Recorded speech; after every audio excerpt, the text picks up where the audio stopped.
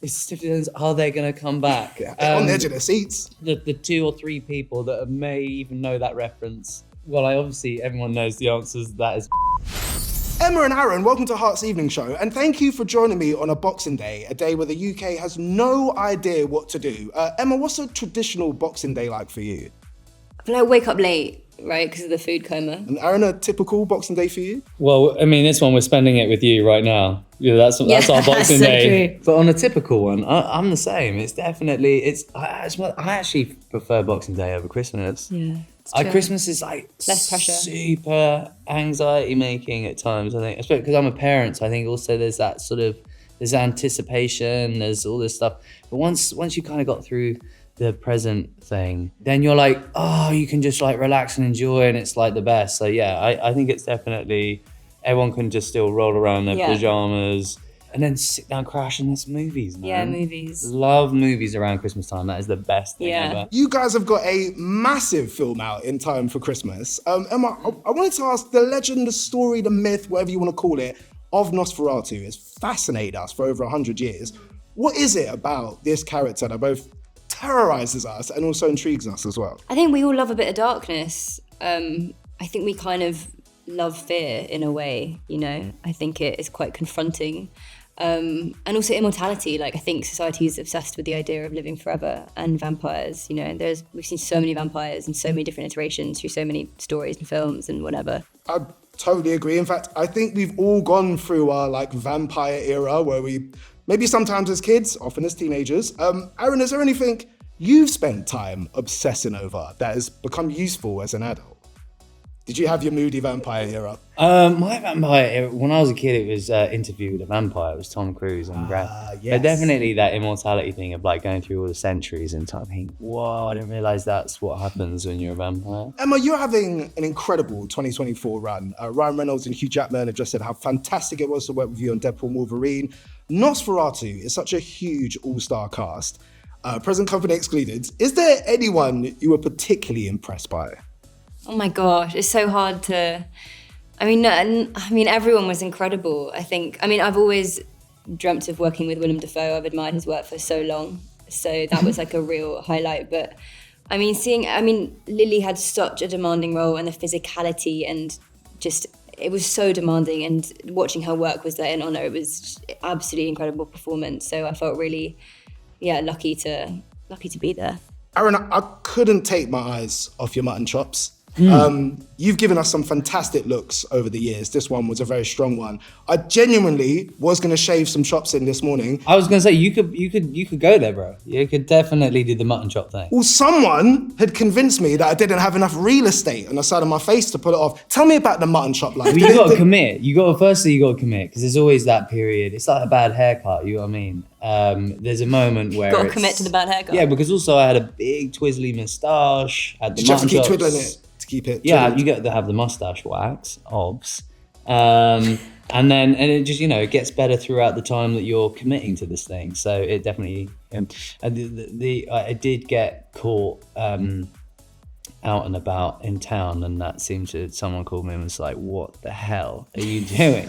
And I was like, I'm working. It does become a thing. Well, I think people forget that's sort of my job, but they're like, what the hell? And I had really long, dark, black, bluey hair because it had to be dyed because I was from another job. I mean, I looked horrendous. But also when you pair if it I don't with wear a period costume, people are like, what the hell are you T-shirt and jeans doing? is an odd look. Yeah. So that became very, very strange. But yeah, I do like to, commit with the facial hair.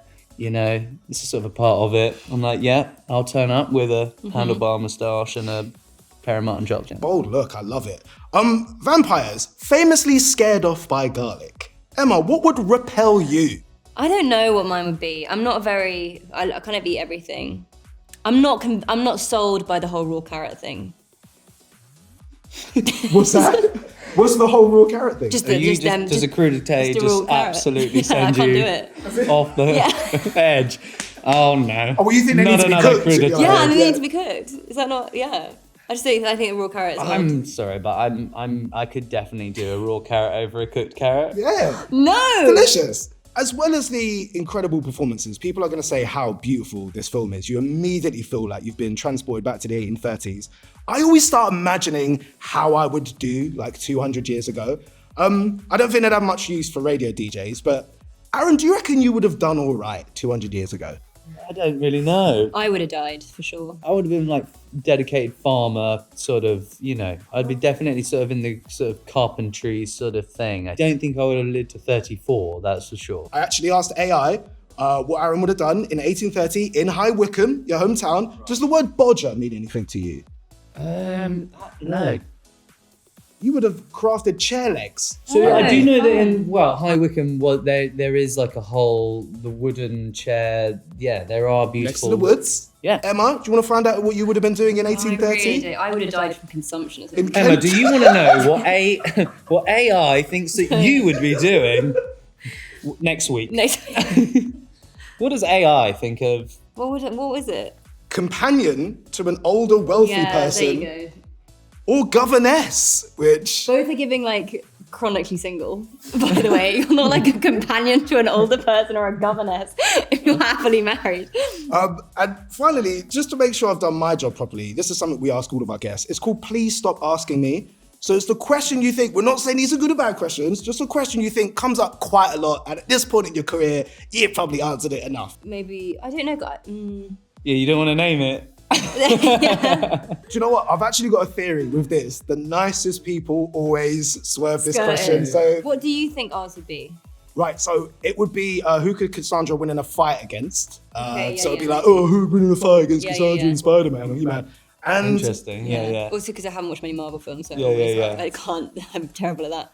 I'll get a few of those too. I guess yours, it would be, this was the top answer in our office. I feel like you don't need to say it. Is there going to be a reunion of the Stiff Dylans from Angus, Thongs and Perfect Snogging? Well, everyone knows the answer to that is no. I don't even know why I hesitated or stalled, like just kind of like as if there's some people holding onto the steering wheel right now on Boxing Day. Please. Listening to Heart. Or they've got after Christmas, they've channeled into Heart and they've gone, are they going to come back? On the edge of their seats. The 2 or 3 people that may even know that reference. But yeah, no, sadly, sorry. Not happening. No, but you know, enjoy your ham and turkey pie that you're going to make in a minute. Emma and Aaron, thank you so much for talking to me. Have a good rest of your Boxing Day. Thank you. Appreciate that. Thank you.